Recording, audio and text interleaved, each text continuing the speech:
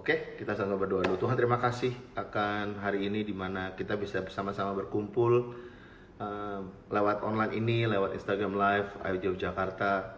Kami mengucap syukur akan apa yang telah Kau kerjakan dalam kehidupan kami, Tuhan. Kami berdoa supaya hari ini kami bisa diperlengkapi, kami bisa dipenuhi akan firman-Mu, biar segala yang akan kami baca hari ini menjadi rema dalam kehidupan kami. Kami nggak mau saja menjadi pendengar akan firman-Mu, tapi ajar kami untuk menjadi pelaku firman-Mu. Terima kasih Tuhan, di dalam nama Tuhan Yesus kami mengucap syukur, haleluya, amin. So hari Senin kemarin kita belajar banyak soal bersyukur. Dan di hari kedua kita belajar untuk mempunyai hati yang baik, yang diketahui semua orang. Kemarin kita mendengar kesaksian yang luar biasa dari Pastor Allen, dan kita diajarkan untuk tidak khawatir atau tidak takut. Jadi hari ini saya mau melanjutkan di ayat yang sama. Sama-sama kita buka Filipi 4 ayat ke-6. Filipi 4 ayat yang ke-6. Dia mengatakan begini, janganlah hendaknya kamu khawatir tentang apapun juga. Itu part yang kemarin, dan hari ini kita akan belajar di part selanjutnya. Dia mengatakan begini, tetapi nyatakanlah dalam segala hal keinginanmu kepada Allah dalam doa dan permohonan syukur. Tetapi nyatakanlah segala hal yang kamu ingini, segala hal keinginanmu kepada Allah di dalam doa dan permohonan syukur. Doa ini merupakan satu topik yang that's very dear to my heart, karena saya nggak mungkin bisa berada di tempat-tempat ini kalau saya nggak punya hubungan berdoa kepada Tuhan, dan nggak punya teman-teman yang mendoakan saya, dan nggak punya terutama mama yang selalu mendoakan saya tiap hari. Dia mengirimkan saya message bahwa dia selalu berdoa bagi saya. I will not be here without prayers. Kita semua juga sama. Saya ngeliat ada Rio di sini. I know what he's going through 2 years ago atau mungkin last year bahkan. Dan dengan kuasa doa Tuhan mengubahkan sesuatu yang tidak mungkin menjadi sesuatu yang luar biasa gitu. Kita belajar akan apa yang seharusnya kita nggak lakukan di ayat keempat bagian pertama. Yang kita nggak harus lakukan adalah untuk kita tidak khawatir tentang apapun juga. Baik itu keluarga kita, keadaan finansial kita, atau kondisi kita di dalam keluarga, atau kondisi kita yang kita alami sekarang ini bahkan. Untuk kita nggak khawatir dan kita nggak takut. Itu yang kita belajar di ayat sebelumnya. Makanya ada kata-kata tetapi di depan. Tetapi itu pasti ada hubungannya. Kalau kita ada tetapi berarti ada sambungan dari sebelumnya. Sebelumnya mengatakan jangan. Jadi ada hal yang kita seharusnya tidak lakukan, yaitu untuk tidak khawatir. Nah hari ini kita akan belajar tentang apa yang harusnya kita lakukan, yaitu tetapi nyatakanlah dalam segala hal keinginanmu kepada Allah dalam doa dan permohonan syukur. Di dalam bahasa Inggrisnya mengatakan begini, but in every situation, di dalam segala hal, in every situation, in every condition, by prayer and petition with thanksgiving, present your requests to God. Present your request to the Lord. Nyatakanlah dalam segala hal keinginanmu kepada Allah. Saya percaya Tuhan itu tahu segala keinginan kita. Yang saya katakan amin. Tuhan tahu segala hal yang kita ingini. Boleh tulis amin kalau percaya. Bahkan menurut saya Tuhan tahu apa yang ada dalam hati kita. Kata-kata keinginan ini kalau kita baca versi NIV-nya tadi, itu diartikan request. Tuhan tahu segala all of our request. Tuhan tahu segala permintaan kita, yang artinya Tuhan tahu segala hal yang kita minta sebenarnya dalam kehidupan kita. Kalau saya baca di Matius 6 ayat 8b, Matthew 6 verse 8, dia bilang ini, your father knows what you need before you ask of him. Sebegitu besarnya cinta Bapa kita yang di surga kepada kita. Saya seperti saya dan anak saya, Jet, yang ada di sini. Karena saya sekarang sering spend time di rumah, saya sering lebih sering banyak di rumah. Ya obviously, saya ini udah udah nggak tahu hari keberapa, udah 40, udah pokoknya 43 kayaknya. Udah hari ke-43 saya di rumah. Dan obviously saya lebih sering di rumah karena saya hanya keluar pada waktu taping untuk Sunday service. Sebelum-sebelumnya pun juga saya punya komitmen dengan istri saya bahwa 4 malam dari 7 hari seminggu itu saya akan ada di rumah untuk spend waktu dengan keluarga, karena itu yang saya anggap important dalam kehidupan saya. Jadi saya sering sekali main dengan anak-anak dan saya sering spend time dengan mereka, bahkan sekarang lebih sering lagi. Jadi dari tingkah laku mereka, dari apa yang mereka tonton, apa yang mereka dengar gitu, dari pembicaraan kita, begitu mereka ngomong daddy dengan nada yang kita tahu dia akan meminta sesuatu, saya kira-kira udah tahu apa yang Jet mau minta. Saya kira-kira udah tahu apa yang ada di pikirannya. Nada daddy-nya itu spesial sekali gitu. Dia bilang daddy, kalau dia lagi senang daddy, tapi kalau dia minta daddy ada naiknya dari bawah ke atas. Daddy, daddy berarti saya tahu dia mau minta sesuatu. Saya kira-kira dalam otak saya udah tahu dia mau minta apa. Lalu anak saya begitu kemarin nih, baru terjadi kemarin nih, dia bilang daddy. Saya kira-kira udah tahu ini Jet ini lagi mau minta sesuatu. Dia pasti mau minta truk karena tadi siang dia baru nonton truk-truk di YouTube. Saya percaya dan saya tahu dia pasti mau minta truk. Terus dia lanjut, I want, daddy, I want apa? Mau apa Jet? Dia langsung bilang, I want truck. Terus saya bilang, okay, tapi not now because you already have a lot of trucks. Kamu udah punya truk yang banyak sekali. Kenapa kamu mesti butuh truk lagi? Kamu udah punya truk warna merah, truk warna kuning, warna hijau, dan warna biru. Kamu udah punya hampir semua warna. Kamu udah punya. Maybe when you grow older nanti, we get bigger trucks. Mungkin kalau dia udah umur 5, umur 6 tahun, kita kasih truk yang lebih besar lagi buat dia.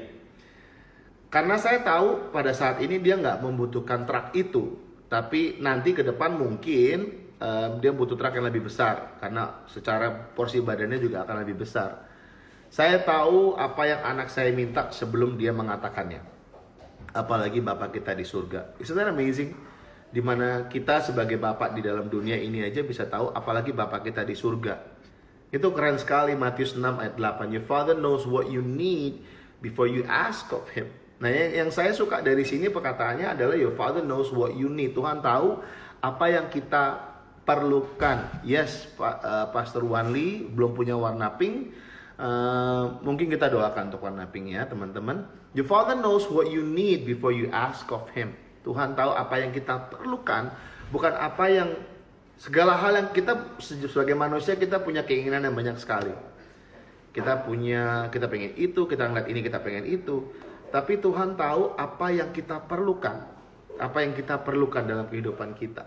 Dan di sini kita belajar tentang prayer. Jadi kita akan ulangi Filipi 4 ayat 6 mengatakan, tetapi nyatakanlah dalam segala hal keinginanmu kepada Allah di dalam doa dan permohonan syukur. Ada dua cara bagaimana kita meminta kepada Tuhan, dan saya belajari dari Filipi 4 ayat 6b ini.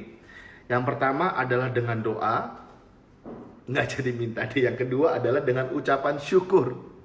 Yang pertama dengan doa, dan yang kedua adalah dengan ucapan syukur. In every situation, by prayer and petition with thanksgiving, present your requests to God. Yang pertama dengan doa, with prayer and petition. Ada banyak sekali ayat di Alkitab yang mendorong kita untuk berdoa. If we search the word pray, if we search the words prayer, kalau kita search the word praying, itu banyak sekali ayat yang mendorong kita untuk berdoa, yang mendorong kita untuk spend waktu dengan Tuhan dalam doa. Doa harus menjadi suatu komunikasi yang harus kita punyai bersama dengan Tuhan setiap hari. Saya kemarin, waktu saya baca ini, saya langsung keinget Pastor Maria Tamba, pastor kita dari Singapura. Lalu saya telepon dia, saya WhatsApp dia sih, saya nggak telepon dia, saya WhatsApp dia. Dan I told her, hey Pastor Maria, besok I'm gonna do morning devotion, dan this is what I'm gonna share about. Gitu. Saya cerita sama dia, ini yang akan saya bagikan gitu. Dan dia, Pastor Maria adalah equipping pastor kita dalam hal prayer di IFJF Global ini. So she wanted to join pada hari ini, cuman karena dia nggak bisa, it's okay. Tapi dia memberikan suatu wejangan-wejangan lewat firman Tuhan yang kita bisa belajar hari ini bersama-sama. Di Matius 6 ayat 8 tadi mengatakan bahwa your father knows exactly what you need even before you ask of him. Nah, banyak orang bertanya, terus ngapain kita berdoa? Kalau Tuhan tahu, kenapa kita mesti berdoa? Kenapa kita mesti minta? Nah, menurut saya dari ayat ke-8 ada sambungannya dengan ayat ke-9 yang mengatakan dan mengajarkan kita untuk berdoa. Seperti juga tadi dengan Jet. Kita tahu, saya tahu apa yang Jet mau. Tapi Jet meminta, Daddy. Ada suatu hal yang luar biasa kalau kita baca firman Tuhan itu nggak sepotong-sepotong. Tapi kita baca firman Tuhan itu secara full konteks. Jadi kalau kita hanya baca ayat ke-8, B aja, berarti kita akan merasa, oh berarti Tuhan udah tahu, so we don't need to pray then. Saya mau ajak untuk kita baca a complete package, secara whole. Nah kalau kita baca setelah ayat ke-8, itu ada sambungannya ayat ke-9 dan seterusnya. Di ayat 9 dan seterusnya, terutama 9:13, Yesus mengajarkan kita untuk berdoa. Yes, ayat ke-8 mengatakan Tuhan tahu segala hal yang kita perlukan.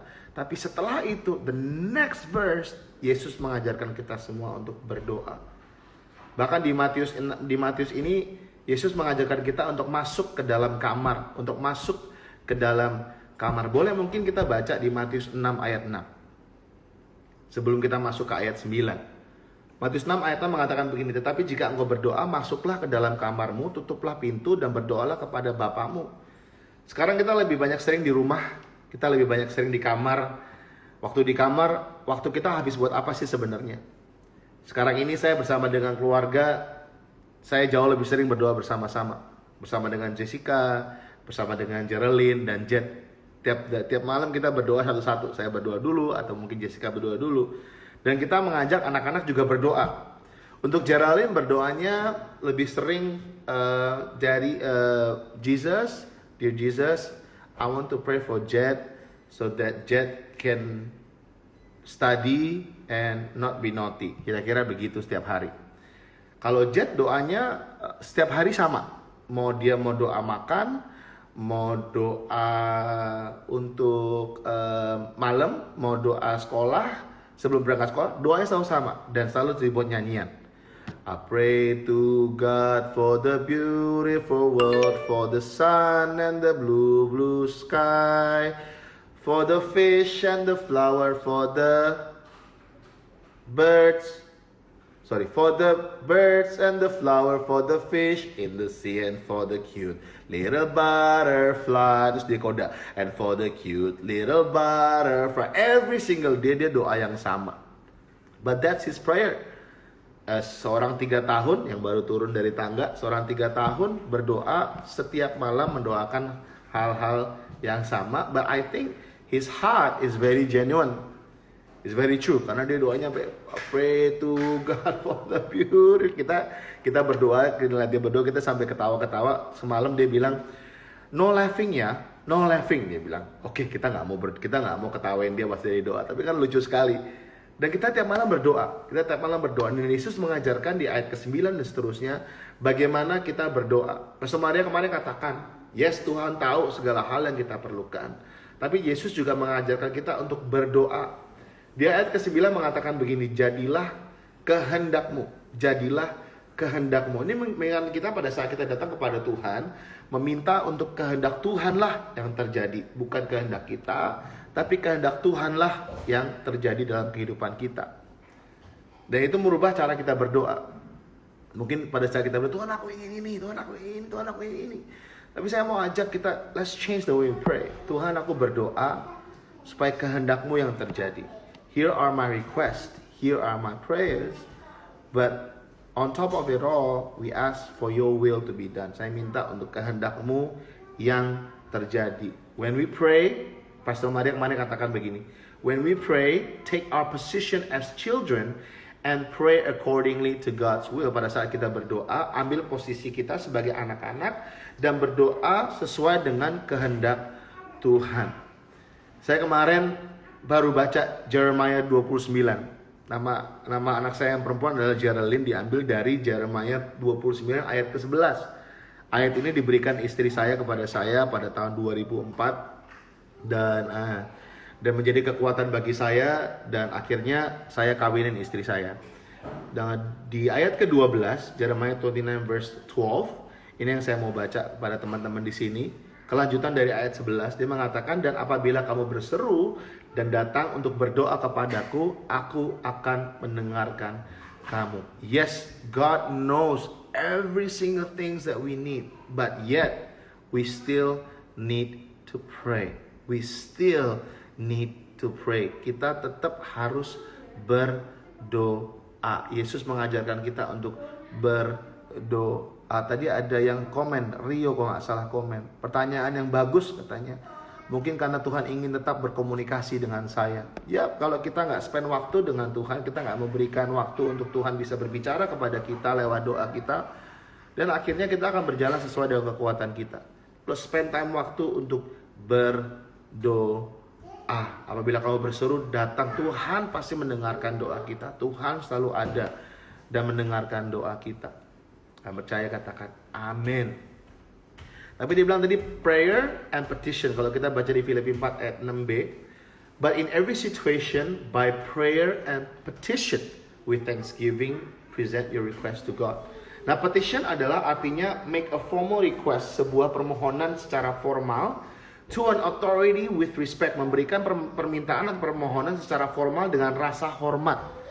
Formal dan dengan rasa hormat ini menurut saya berbicara soal sikap kita pada saat kita berdoa.